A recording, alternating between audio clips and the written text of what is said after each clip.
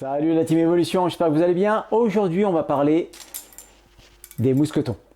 Juste un petit détail, tous les mousquetons que tu vas voir dans cette vidéo, en fait, ils sont issus d'un achat volontaire. Ça veut dire que je suis allé au magasin les acheter. Ce sont des mousquetons que j'utilise moi pour mes sorties personnelles. Voilà, ce ne sont pas en fait des marques qui m'ont envoyé ça en disant vas-y Simeon, fais-toi plaisir, fais la promo de ces mousquetons. Pas du tout. Donc voilà, je ne veux pas influencer ton choix en fait de mousquetons dans le futur. Là, cette vidéo, elle a vraiment pour but un petit peu de t'expliquer en fait les différents types, les formes, pourquoi il y a des formes, etc., etc. Voilà. Je vais commencer par la matière qu'on utilise en fait pour fabriquer les mousquetons. Tous les types de mousquetons qu'on trouve à peu près sur le marché.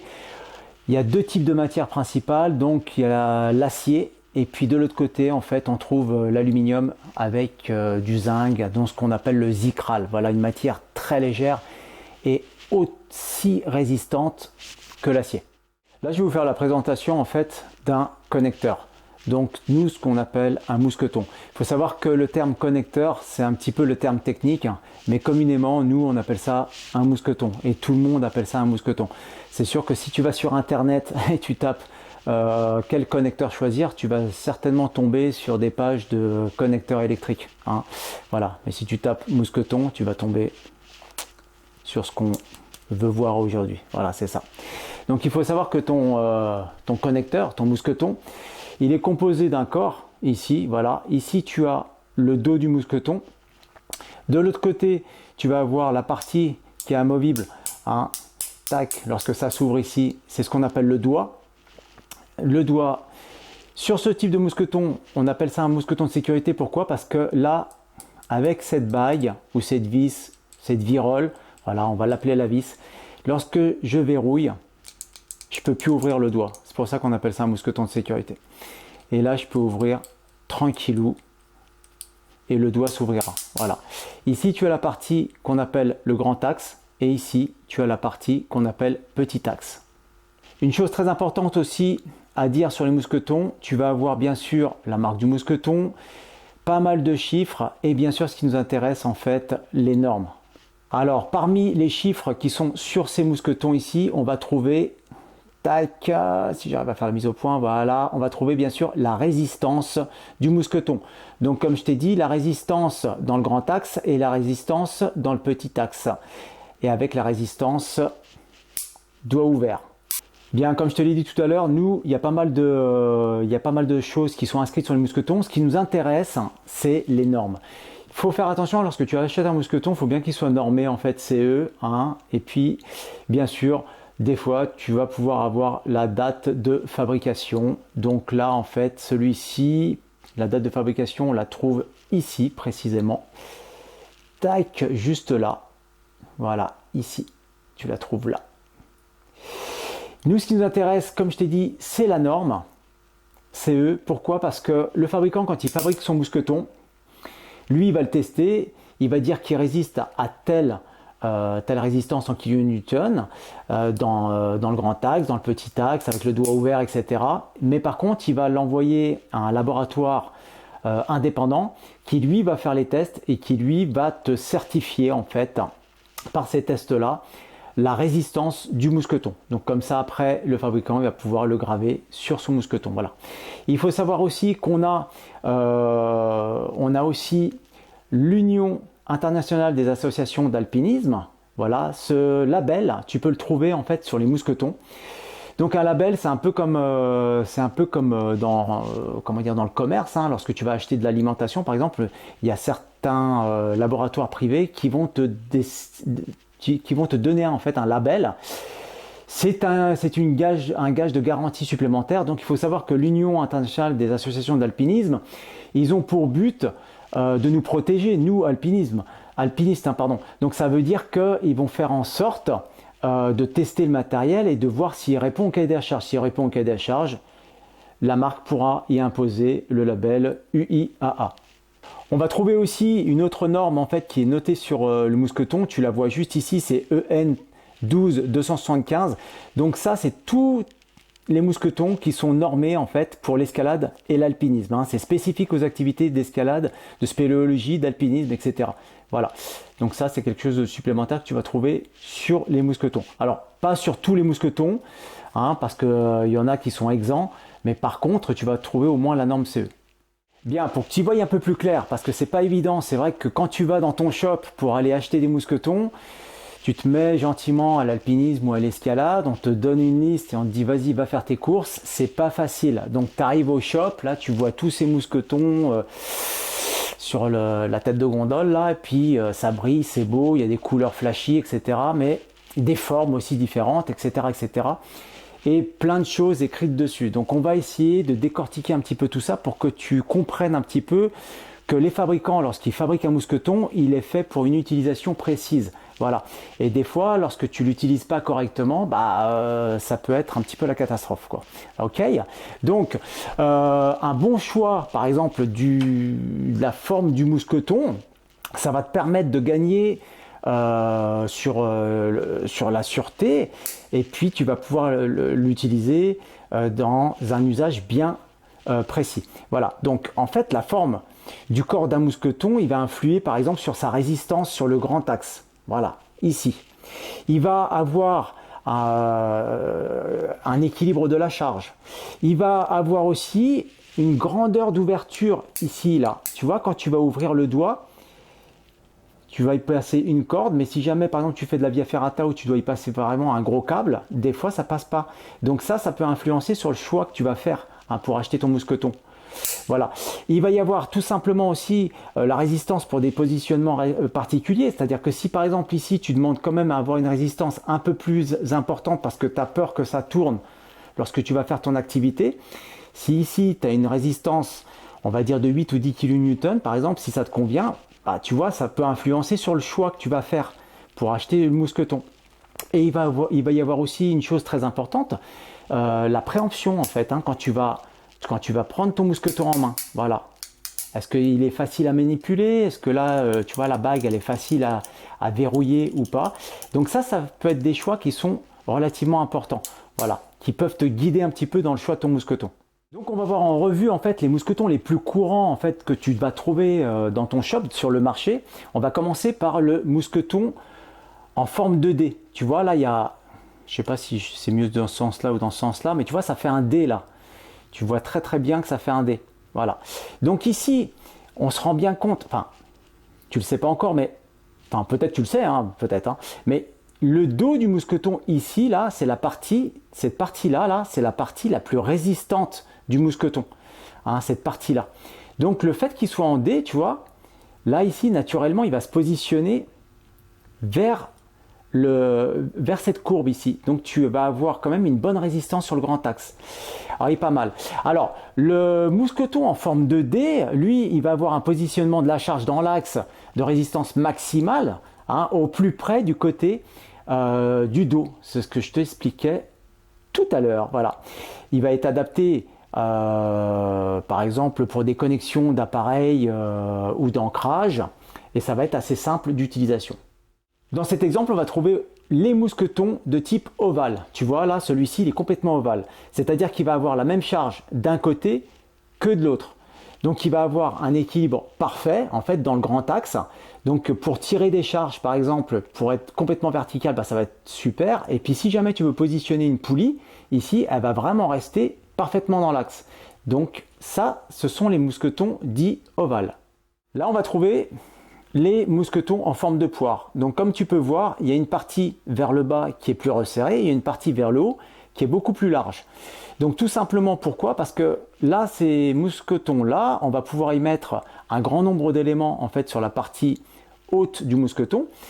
Plus particulièrement, on va pouvoir, typiquement avec les mousquetons en forme de poire, on va pouvoir assurer, par exemple quelqu'un. Qu'est-ce que ça veut dire? Ça veut dire qu'ici, tu vois, tu vas pouvoir y mettre ton élément d'assurage, donc en fait ton assureur descendeur par exemple, ou alors tout simplement avec ta corde, faire un nœud en demi-cabestan ici là, et tu vas pouvoir assurer en fait ton partenaire. On va trouver aussi les mousquetons dits à grande ouverture. Donc en fait, en règle générale, ce sont les mousquetons qu'on va utiliser sur nos longes avec absorbeur de choc en via ferrata. Pourquoi? Parce que le doigt ici, quand tu l'ouvres, tu vois, il va pouvoir faire rentrer le câble. Suivant les pays où tu vas, tu as des câbles qui sont beaucoup plus gros que d'autres. Donc là, celui-ci, tac, il va pouvoir avaler en fait n'importe quelle grosseur de câble. On trouve aussi les mousquetons dits directionnels. Alors pourquoi directionnels? Parce que tout simplement, je vais prendre celui-ci en exemple, tout simplement lorsque tu vas le mettre à ton anneau de service, à ton pontet, ou à ton anneau central, à ton anneau d'assurage, enfin tu l'appelles comme tu veux, hein, mais on va l'appeler l'anneau de service sur ton baudrier. Là ici, par exemple, il ne va pas tourner, tu vois, il va rester toujours dans l'axe. Comparativement à un mousqueton qui est bidirectionnel, lui, si jamais, lui, il va tourner dans tout le sens, dans tous les sens. Tac, voilà, ou par là, ou par là. Ce qui peut provoquer un petit problème pour nous si jamais il se met dans le petit axe, parce que là, on va fortement réduire la résistance du mousqueton. Donc, ce qui est impossible en fait avec ce type de mousqueton-là. Les directionnels ici, tac, il ne va pas pouvoir se retourner. Tu vois, par exemple, ici, mon doigt, là, il ne pourra pas venir sur la partie grande en fait du mousqueton ici là, tac, voilà. Par contre, il y a une petite subtilité hein, suivant les marques hein, de mousqueton. Tu vois, ici, tu as la partie en bas où il va y avoir ton anneau de service. Donc, c'est où le fil il va monter pour pouvoir verrouiller sur l'anneau de service, ou ici, le fil, il va falloir pousser pour venir passer l'anneau de service. Alors ça peut avoir une influence parce que si jamais, admettons si je prends celui-ci, le mousqueton il tourne ici et pour une raison X ou Y, il y a quelque chose qui va taper, admettons la paroi tape ici, tac, il peut se défaire. Tandis que celui-là, je peux pousser tant que je veux, là, jamais il va sortir. Voilà, ça c'est la petite subtilité.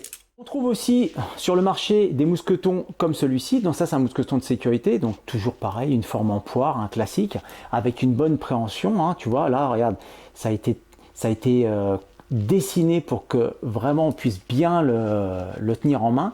Et celui-ci, tu vois, c'est un mousqueton avec une bague, mais pas une bague qui se visse. Hein, donc c'est une bague à ouverture en deux temps. Donc là ici je vais tourner. Tu vois, et dès que je suis dans l'axe du mousqueton, je vais pouvoir ouvrir le doigt. Et par contre, il se referme automatiquement. Tac, il se verrouille automatiquement. Ça, c'est l'avantage. Et tu peux le manipuler facilement avec une main. Donc ça, c'est quelque chose qui peut influencer dans ton choix aussi. Voilà. Et c'est pas mal. Ça, c'est à toi de voir. Tu peux avoir des mousquetons qui ont une forme complètement bizarre, mais qui sont faits spécifiquement pour être utilisés avec un élément bien précis. Par exemple, si je te sors ce mousqueton-là, ici, là, tu vois, regarde, tu vois très bien une forme un peu bizarroïdale. Par contre, il est bien équilibré en fait dans l'axe. Voilà. Ce mousqueton-là, il ne s'utilise qu'avec cette poulie que tu vois ici. Hein, par exemple là c'est de marque Petzl, c'est la track guide et ça, tout ça, voilà, les ingénieurs ont conçu spécifiquement ce mousqueton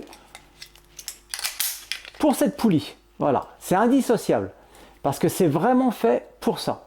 Donc fais attention quand tu vas en magasin pour choisir un mousqueton, renseigne-toi bien à savoir si tu prends pas un mousqueton qui doit être utilisé pour un matériel spécifique. À présent, on va voir les différents types de mousquetons parce que les fabricants ont bien fait les choses. Sur les mousquetons, ils y ont inscrit, sur certains mousquetons bien sûr, ils y ont inscrit une lettre majuscule entourée, cerclée.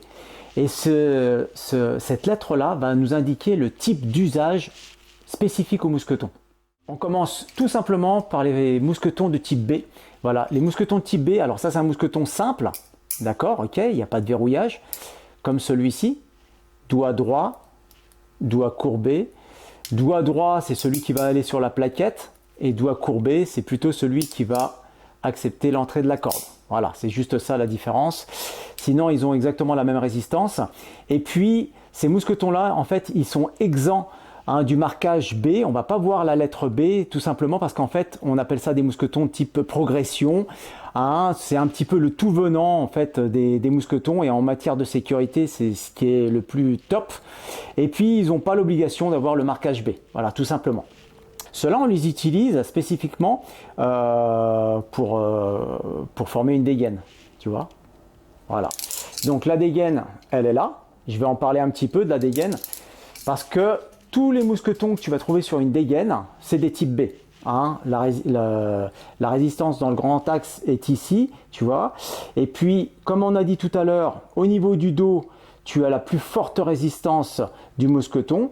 Donc, naturellement, le tirage va se faire ici et tu vas avoir la garantie que d'être en sécurité, en fait, qui répondent bien en fait aux normes pour. Tu peux les faire toi-même déjà, hein, voilà, tu peux prendre 2 mousquetons comme ça, et puis tout simplement, voilà, prendre une sangle, si tu veux rallonger par exemple un peu ta dégaine. Voilà, je fais juste cette petite astuce avec vous, je partage ça, tac, voilà. Donc là en fait j'obtiens une dégaine à rallonge, comme ça, ça me permettra de ne pas avoir de tirage lorsque je suis en train de monter un petit peu en zigzag dans une voie. Ce qu'on peut dire aussi sur les dégaines, par exemple sur cette dégaine là, regarde, tu vois, tu as 2 mousquetons. Tu as 2 mousquetons différents. Tu en as un bien sûr avec le doigt droit, mais le doigt qui est plein ici. Et ici, tu as un doigt avec un fil. Voilà, c'est plus léger, etc. Là, c'est un tout petit peu plus lourd. Ce doigt là, en fait, c'est très simple.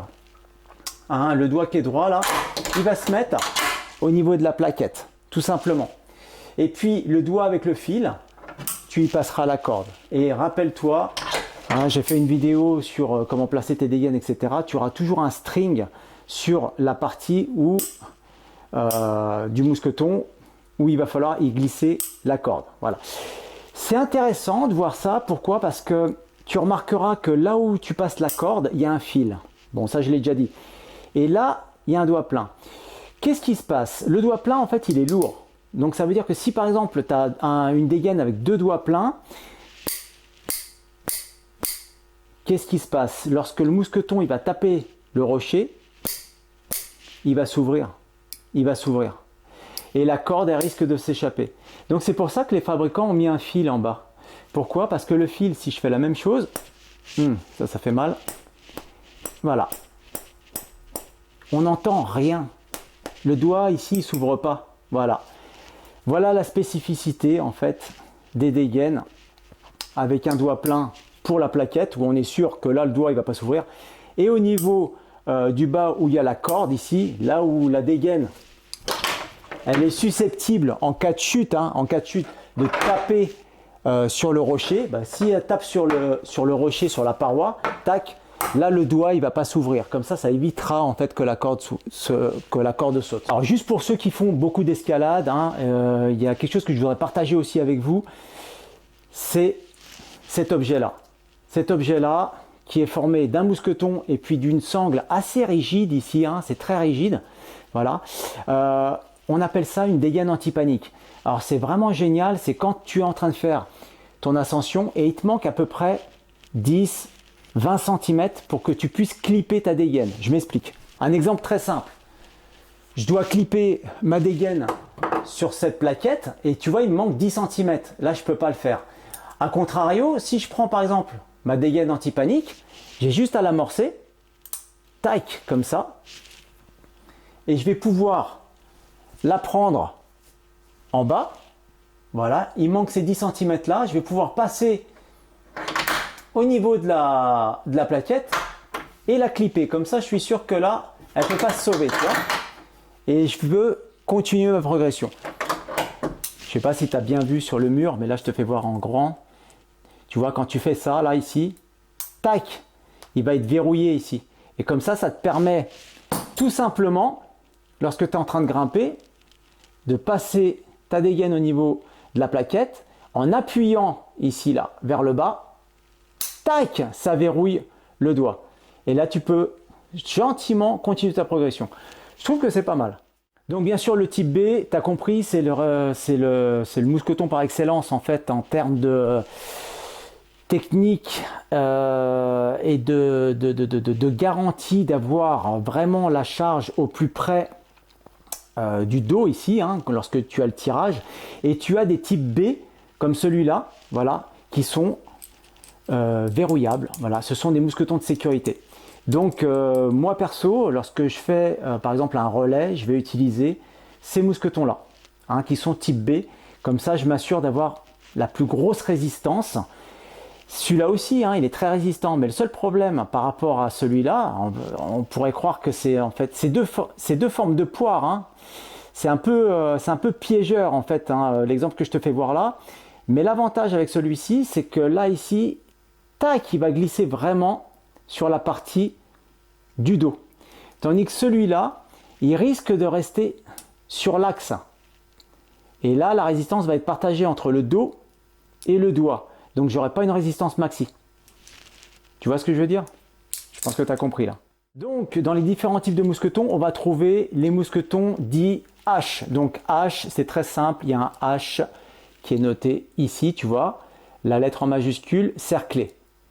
Donc, les mousquetons type H, l'usage le plus courant, hein, parce que c'est très très large ici, on va pouvoir y passer, comme je te disais tout à l'heure, un demi-cabestan.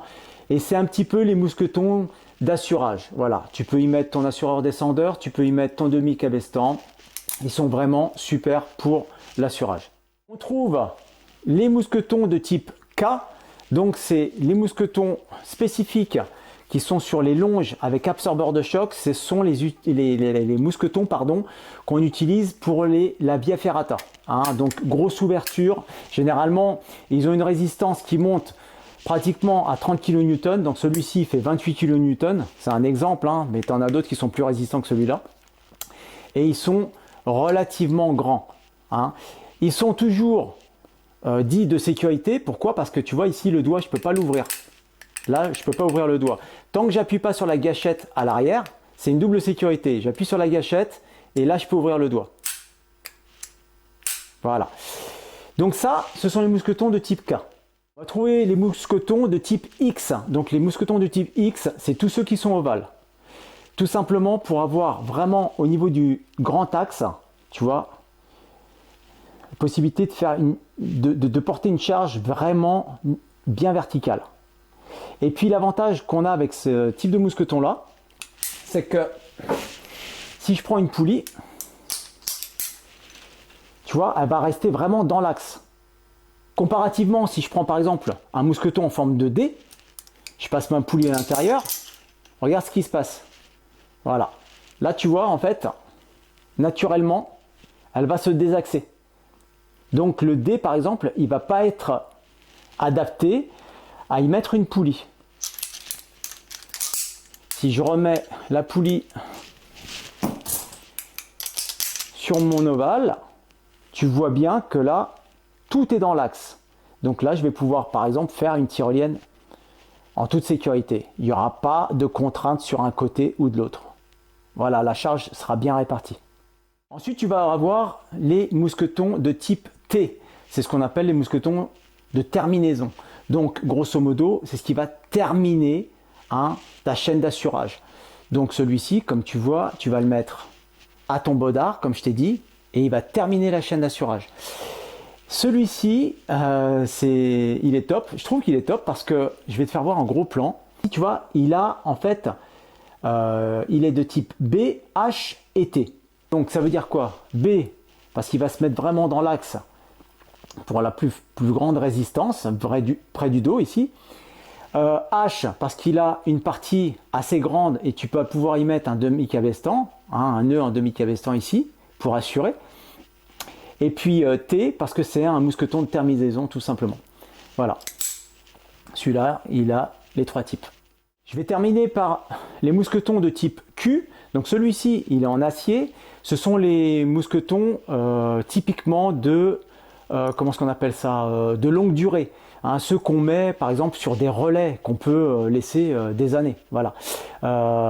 Celui-ci, il a une très grosse résistance. Il a 35 kN.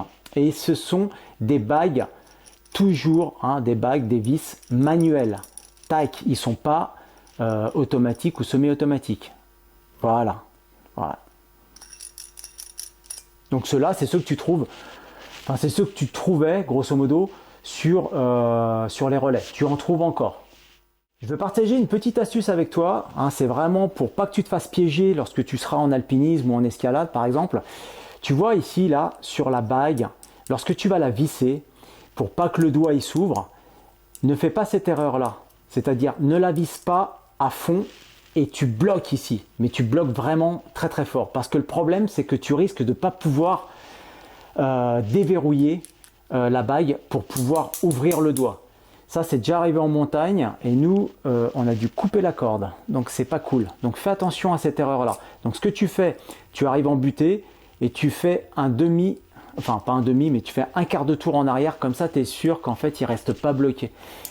Voilà, pour éviter que... on ne se balade pas avec des pinces multiprises en montagne. Hein. On n'a pas ça sur notre pack, sur notre bodard.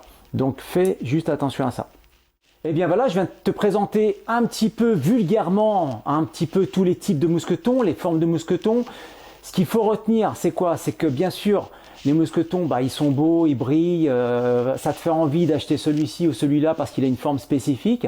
Mais fais attention de bien utiliser tes mousquetons pour un type d'usage. Hein. Il faut faire super gaffe à ça. Va pas prendre un mousqueton X par exemple pour aller faire un assurage ou pour aller faire je sais pas moi, un relais. Fais juste attention à ça, c'est juste un exemple que je te donne, hein. Mais voilà, maintenant que tu sais un petit peu, hein, vulgairement les différents types de mousquetons, les différentes formes, au moins maintenant tu vas pouvoir acheter tes mousquetons en shop en connaissance de cause. Voilà, bah écoute, je te laisse. J'espère que cette vidéo t'a apporté quelque chose. Et puis nous, on se dit à la prochaine. Arvipa!